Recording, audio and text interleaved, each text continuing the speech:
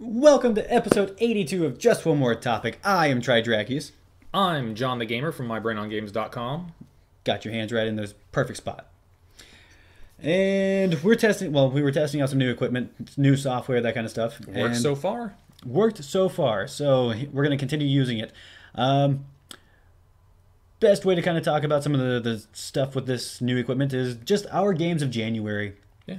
You know, the Microsoft event was today, Friday, January 23rd, that kind of, fun day. But unfortunately, I already had kind of the stuff planned for testing the stuff out and didn't think there was really anything going on until I found out about the Microsoft event a little too late. So we'll talk about that stuff next week. And wasn't there some cool stuff announced yesterday as well? Yeah, like the HoloLens Holograms. and Windows 10 and stuff like that. Free upgrades Free. for 7, 8, 8.1, and Phone 8. But anyway, we're not talking about that. We're not talking about operating systems. We're talking about our games of January. We're talking about video games, man. Yes, the games we're playing, the games we beat, all that fun stuff. Anything video games in January. And I've heard some of the games that you've beaten in January. I've told you about some of the games I played in January. Yeah, I believe one of them's a PS4 title, and the other one is a 4DS? No. 2DS? No. 3DS game? No. 1DS game. It's a 1DS game. It's a 1DS game. All right, so it's like NES? That 1DS game that I played was Radiant Historia. All right, an Atlas title. JRPG Atlas. Cool. Cool. Yeah, cool. 2011. Yeah, that's a nice JRPG for the DS that still fetches quite a bit on like Amazon and eBay and stuff like that. Yeah, you can find it new on Amazon for a fair amount. But, $20 for a 3 or 4 year old game, that's still kind of a lot of money. Yeah. And of course, I'm sure as time goes on, with it having the Atlas name on it and the print run that it had, it's probably going to just increase in value as time goes on. Plus, it's a really good game. At least the story is. The combat, not my cup of tea. It's more kind of standard, traditional JRPG fare. 9x9 grid of enemies. Battle system kind of lacks depth and is very tough. Not worth it. The story itself, though, it's really cool. It's time traveling. There's 2 timelines. Standard timeline, alternate timeline. And as you play the game, you go through the chapters. There's like 6 to 8 chapters for each timeline, and there's just massive conspiracies. All right, and I'm guessing like the timelines they affect each other, right? Right. Cool. And it kind of reminded me a little bit of Mass Effect 3. If you remember, whenever you beat Mass Effect 3 as you played through Shepard died.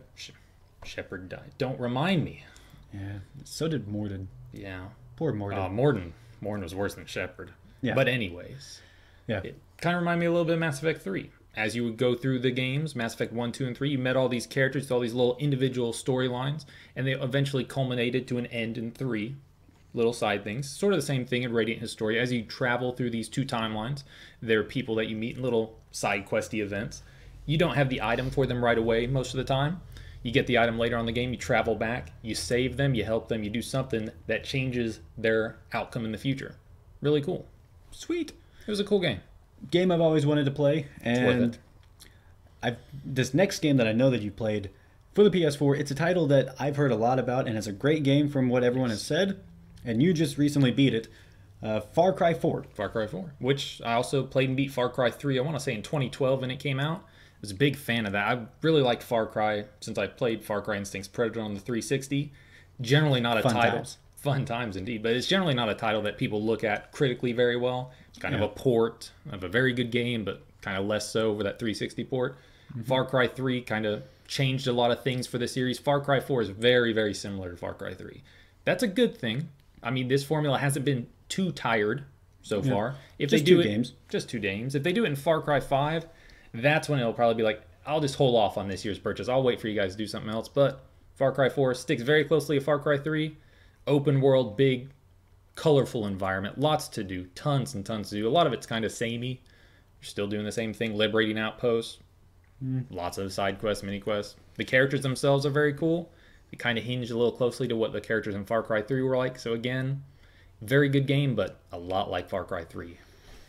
Well, and that's, over the month of January, we've played a few games. Persona 4 Arena, surprising title. Very cool. Very, very cool. The characters, very colorful, very flashy, it's in your face. There's a lot of combinations that you can pull off. It seems simple, right? Just face value, it seems simple. Kind of button mashy, it seems like it. Yes, very, very button mashy. But there's depth, and like you said, the action in motion, very awesome. well done. We've also played like Dragon's Crown and Mortal Kombat. You know, we kind of tested the waters with some of the fighting games this month. But you were interested in fighting games this month. Yeah, which I'm not really interested in very many games, you know, anymore. But you know, that kind of is like Heathcliff Racing classics. Yeah, there's God, no, those are not classics. I just listed one game though.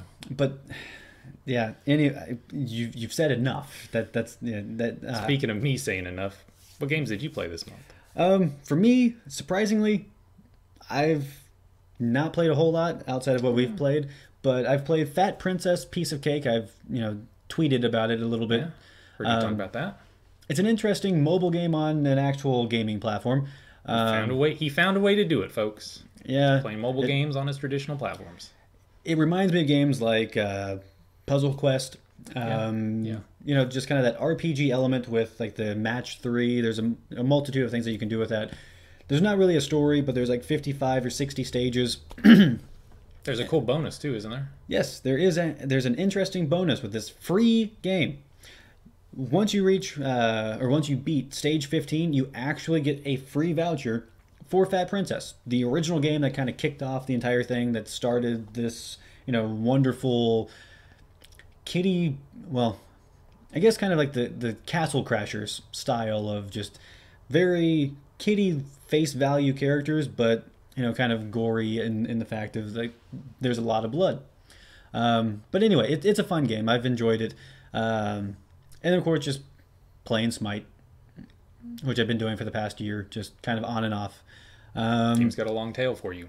It really does. It surprisingly, I don't really game on the PC, and I really don't like MOBAs. But surprisingly, this game, it's a PC game and it's a MOBA, and you love it. Yeah. Friends definitely help with that, but also I don't have to constantly be fucking clicking the goddamn mouse every fucking time that I'm wanting to move anything. But anyway, that's pretty much it. Yeah. I mean, yeah, there's been the smattering of like an hour of like South Park, which good. South Park Stick of Truth, very good game so far. First impressions, digging it. But yeah, Persona 4 Arena, Mortal Kombat, Far Cry 4, Fat Princess, Heathcliff. Had to find a way to get that in here. But anyway, I am Tridrakius, obviously from JustOneMoreLevel.com. I was waiting for him. I knew he was going to throw it in there. And I'm JohnTheGamer from MyBrainOnGames.com. And we will see you next week with some of our impressions about Microsoft's wonderful event that took place within the past 2 days. Looking forward to it.